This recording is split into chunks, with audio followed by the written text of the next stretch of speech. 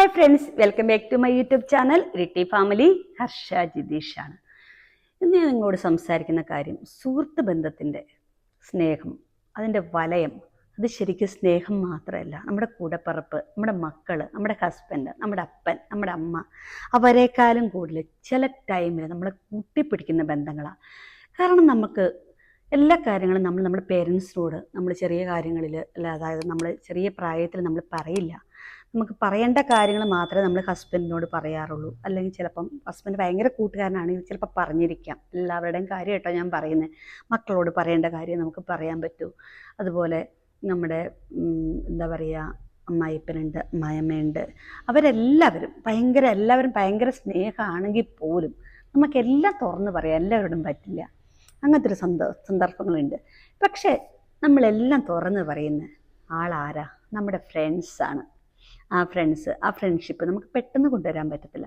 എൻ്റെ ലൈഫിൽ എൻ്റെ ഹസ്ബൻഡ് എന്നോട് എപ്പോഴും പറയാറുണ്ട്, നിനക്ക് ഒത്തിരി ഫ്രണ്ട്സ് ഉണ്ടല്ലോ. കാരണം എനിക്കധികം ഫ്രണ്ട്സൊന്നുമില്ല. കാരണം പുള്ളി ഈ ജീവിക്കുന്ന ഒരു ടൈമിൽ ഇവിടുത്തെ ഒരു നാട്ടിൽ കുറച്ച് ഫ്രണ്ട്സൊക്കെ പുള്ളിക്കുള്ളൂ. പക്ഷേ എൻ്റെ ഫ്രണ്ട്സ് എപ്പോഴും ഈ വീട്ടിൽ വരാറുണ്ട്. അതായത് എൻ്റെ ഫ്രണ്ട്സ് എന്ന് ഞാൻ പറയുന്നിടത്ത് എൻ്റെ 1ാം ക്ലാസ് മുതൽ പഠിക്കുന്ന ആൾക്കാരും, അല്ലെ ബികോമിന് ഞാൻ പഠിച്ചു, ജസ്റ്റ് ഫസ്റ്റ് ബികോം കഴിഞ്ഞിട്ടാണ് ഞാൻ നഴ്സിങ്ങിനൊക്കെ പോയിട്ടുണ്ടാവുക. പക്ഷെ ആ ടൈമിൽ വരെയുള്ള അവരെല്ലാവരും എന്നെ വീട്ടിൽ ഇപ്പോഴും വരാറുണ്ട്. എപ്പോഴും അളിയ എന്നും പറഞ്ഞിട്ട് തോളിൽ കൈയിടുന്നുണ്ട്. ആൺപിള്ളേരുണ്ട്, പെൺപിള്ളേരുണ്ട്. ആ സ്നേഹം ഭയങ്കര കേട്ടോ, എനിക്കത് ഉൾക്കൊള്ളാൻ പറ്റാത്തതിൻ്റെ അപ്പുറം. കാരണം എനിക്ക് ആ ഒരു സ്നേഹം, ആ കരുതലുമാണ് ഇന്ന് എൻ്റെ ജീവിതത്തിൽ എനിക്ക് മുമ്പോട്ടേക്ക് എന്നെ കൊണ്ടുപോകാൻ പറ്റുന്നൊരു കാര്യം. കാരണം ഒത്തിരി ടെൻഷൻ ഉണ്ടെങ്കിലും അവരൊക്കെ ഇപ്പോൾ എല്ലാ ദിവസവും എന്നെ വിളിക്കാറുണ്ട്.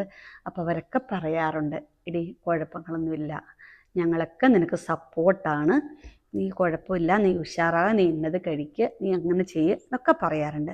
കാരണം ഈ സ്നേഹബന്ധത്തിൻ്റെ, ഈ സുഹൃത്ത് ബന്ധത്തിൻ്റെ വലയെന്ന് പറഞ്ഞാൽ നമ്മൾ വിചാരിക്കുന്നതിനേക്കാൾ അപ്പുറം കേട്ടോ. എനിക്കത് ഒത്തിരി ഉൾക്കൊള്ളാൻ പറ്റാത്തതിൻ്റെ അപ്പുറമായി പോയി. കാരണം എനിക്കത് അറിയുന്ന ഒരു സമയം എന്ന് പറഞ്ഞാൽ, എനിക്ക് ഇത്ര ക്യാൻസറായി എന്നുള്ളൊരു സമയത്ത് അവരെല്ലാവരും എന്നെ കൂട്ടിപ്പിടിച്ചിട്ടുണ്ടായിരുന്നു. അതൊന്നും എനിക്ക് ഉൾക്കൊള്ളാൻ പറ്റാത്തതിൻ്റെ അപ്പുറമായി പോയിട്ടുണ്ടായിരുന്നു. പക്ഷെ വിഷമങ്ങളുണ്ട്, കാര്യങ്ങളുണ്ട്. പക്ഷെ അവരും എല്ലാവരും ഈ ജീവിതത്തിലൂടെ കടന്നു പോകുന്നവരാ. കാരണം അവർക്ക് ആയി രോഗമില്ലെങ്കിലും എല്ലാവരുടെയും ജീവിതത്തിൽ നമുക്കൊക്കെ പല ക്ഷീണങ്ങളുണ്ടാകാം, കാര്യങ്ങളുണ്ടാകാം. പക്ഷെങ്കിൽ നിങ്ങളൊക്കെ ചിന്തിക്കേണ്ട ഒരു കാര്യം കൂടെ ഞാൻ പറയട്ടെ. എൻ്റെ ഹസ്ബൻഡ് എപ്പോഴും പറയും എനിക്ക് കുറച്ച് ഫ്രണ്ട്സേ ഉള്ളൂ.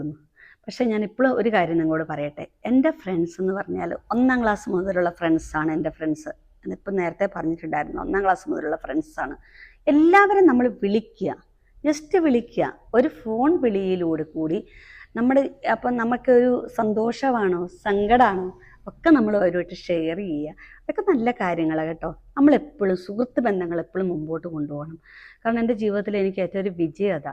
പിന്നെ അത് തന്നെയല്ല, എനിക്കിവിടെ കല്യാണം കഴിച്ച് ഞാൻ വരുന്ന ടൈമിൽ 24 വർഷം കഴിഞ്ഞു. ഇവിടെ എനിക്ക് കുറേ ഫ്രണ്ട്സ് ഉണ്ട്. അവരൊക്കെ എന്നെ എപ്പോഴും വിളിക്കാറുണ്ട്, നോക്കാറുണ്ട്, എൻ്റെ എല്ലാ കാര്യങ്ങളും അന്വേഷിക്കാറുണ്ട്. പിന്നെ അതുപോലെ തന്നെ ക്യാൻസർ ഫ്രണ്ട്സും ഉണ്ട്.